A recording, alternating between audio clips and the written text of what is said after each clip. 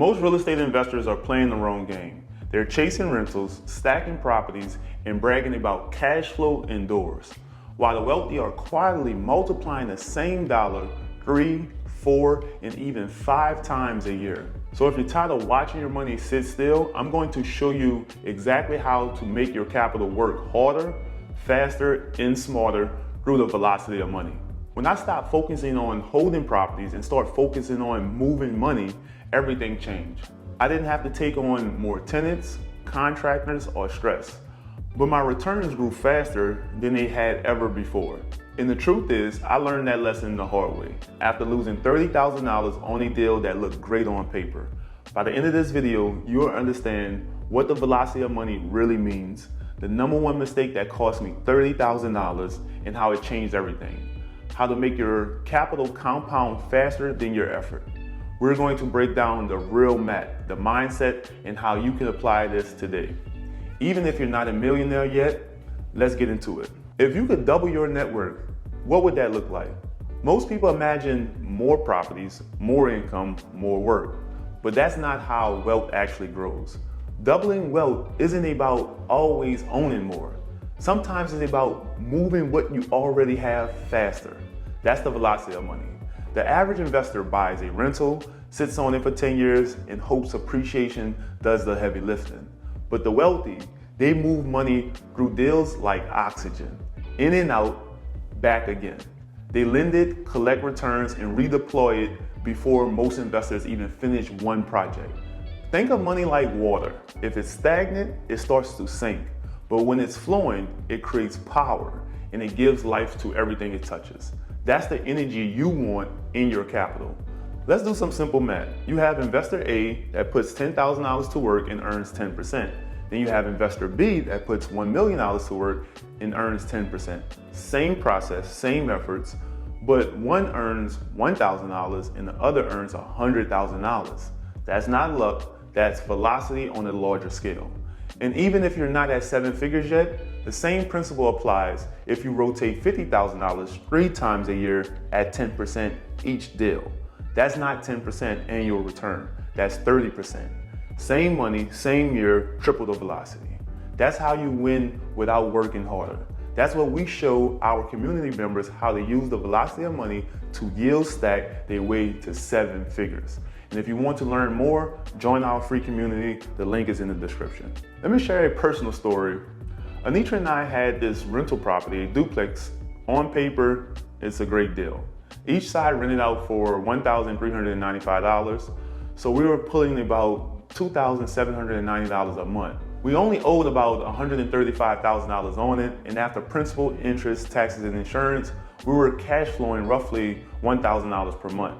That's $12,000 a year in positive cash flow, and who wouldn't be proud of that?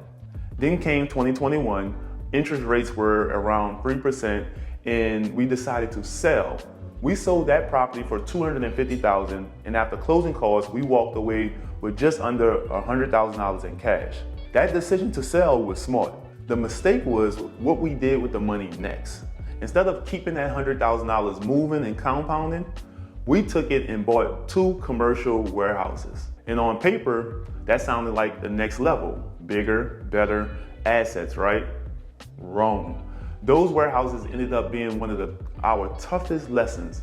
If we had simply taken that $100,000, reinvested at 15 to 16% in our private money lending business, for 4 years, it would have grown to $181,000. Instead, between holding costs, architect fees, and the wrong partner, we ended up losing about $30,000 on this deal. That's a $110,000 swing in the wrong direction. If you include the $80K we didn't make and the $30K we lost, and not even considering the opportunity cost of recycling the money. And listen, I'm not embarrassed by that.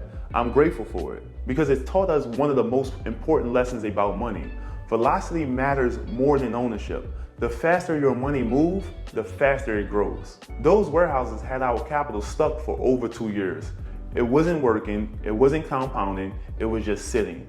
Now we lend, that's it.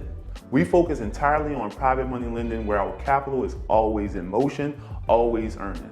because at my age, I don't know how many more 3-year lessons I could afford.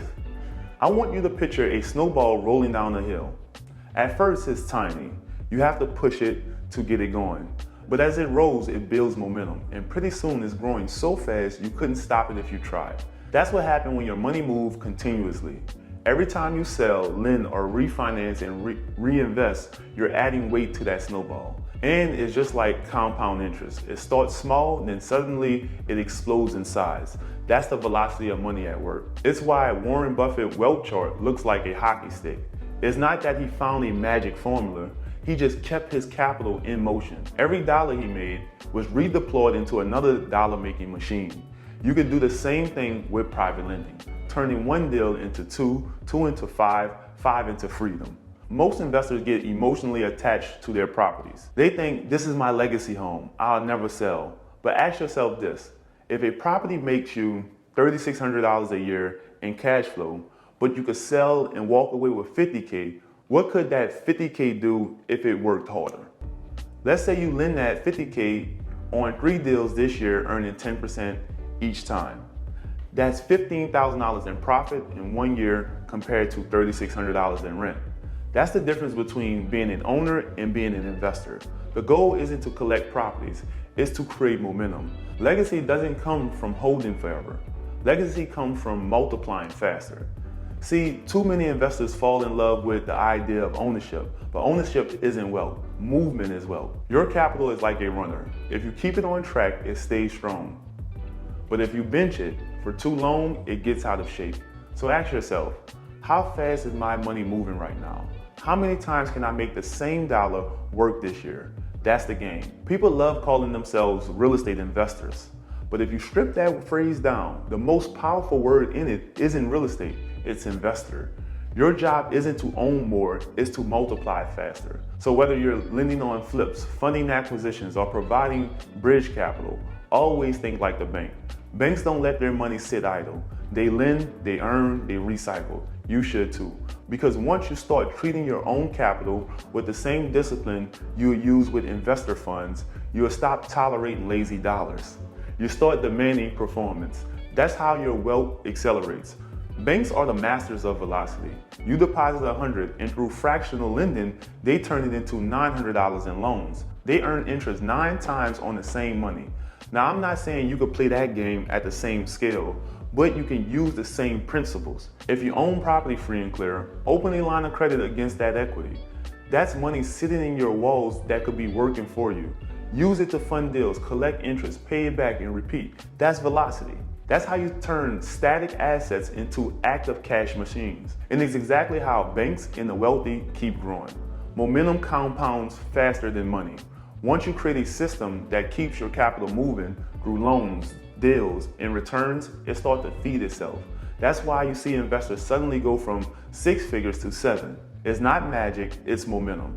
The hardest part is building the first system that moves your money consistently. After that, it runs itself. And before long, you'll find yourself saying what we all want to say, I can't stop these checks from coming in. That's what the velocity of money feels like, unstoppable cash flow.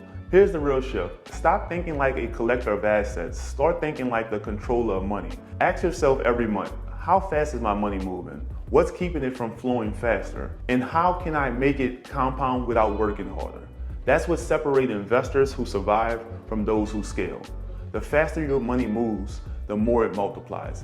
And the best part, you don't need more time or more deals or more risk. You just need better circulation.